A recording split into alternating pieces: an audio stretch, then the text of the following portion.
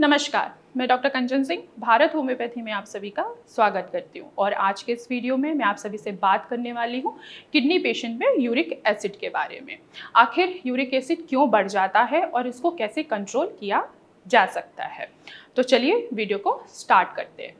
जैसा कि आप सभी को पता है कि हमारी किडनी का क्या काम है। हमारी किडनी का काम है जितने भी वेस्ट मटेरियल हैं, एक्सेस वाटर है, एक्स्ट्रा जो प्रोटीन है, जो वेस्ट प्रोटीन है, वो किडनी हमारा यूरिन के थ्रू फिल्टर करके बाहर निकाल देती है। लेकिन जब हमारी किडनी किसी रीज़न के वजह से काम नहीं कर पाती है तो यही वेस्ट मटेरियल क्या होता है, हमारे बॉडी में डिपॉजिट होने लगता है।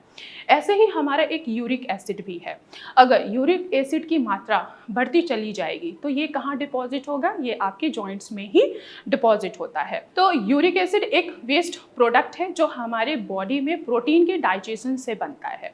यूरिक एसिड छोटे छोटे क्रिस्टल के फॉर्म में होता है जो हमारे जॉइंट में डिपॉजिट होता है, जिसके वजह से हमें मूवमेंट करने में प्रॉब्लम आती है और साथ ही साथ हमें पेन भी महसूस होता है। जब आपकी किडनी प्रॉपर वर्क नहीं कर पाती है तो यही हमारे ब्लड में यूरिक एसिड का जब लेवल बढ़ता है तो किडनी उनको फिल्टर भी नहीं कर पाती है। जैसा कि आप सभी को पता है कि यूरिक एसिड क्या है, एक वेस्ट प्रोटीन है। और प्रोटीन क्या है, ये एक पॉलीमर है। अब ये हमारा पॉलीमर यानी कि हमारा प्रोटीन जो है ये बहुत सारे मोनोमर के साथ यानी कि मोनोपॉलीपेप्टाइड के साथ ये आपस में जुड़े होते हैं। जब हम हैवी प्रोटीन की बात करते हैं तो क्या है कि इसमें लार्ज पॉलीपेप्टाइड के जो बॉन्ड हैं यानी कि जो सब यूनिट हैं ये जुड़ा होता है। और अगर हम स्मॉल प्रोटीन की बात करें तो ये क्या होगा हमारा कि ये स्मॉल पॉलीपेप्टाइड बॉन्ड के साथ ये जुड़े होते हैं। अब यूरिक एसिड बढ़ रहा है तो इसके पीछे का सबसे बड़ा कारण क्या है कि आपकी किडनी फिल्टर नहीं कर पा रही है और आप क्या कर रहे हो, हैवी प्रोटीन का इंटेक कर रहे हो। अब हैवी प्रोटीन किन किन चीज़ों में मिलता है, जैसे जितने भी एनिमल प्रोटीन होते हैं, जैसे कि हमारा चिकन हो गया, मटन हो गया, फिश हो गया, अंडे हो गए, इनमें प्रोटीन की मात्रा बहुत ज़्यादा होती है।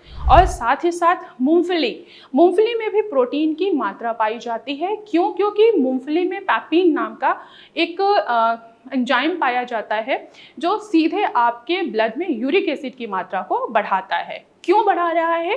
क्योंकि आपकी किडनी प्रॉपर वर्क नहीं कर पा रही है। तो आपके ब्लड में यूरिक एसिड का लेवल बढ़ा हुआ है तो इसके पीछे का एक ही रीज़न है कि आप क्या ले रहे हो, प्रोटीन की मात्रा बहुत ज़्यादा ले रहे हो। तब आपको क्या करना है कि प्रोटीन की मात्रा को कम लेना है। आपको ऐसे फूड आइटम लेने हैं जिसमें कार्ब्स की मात्रा हो, आयरन ज़्यादा मिलता हो, फैट मिलता हो।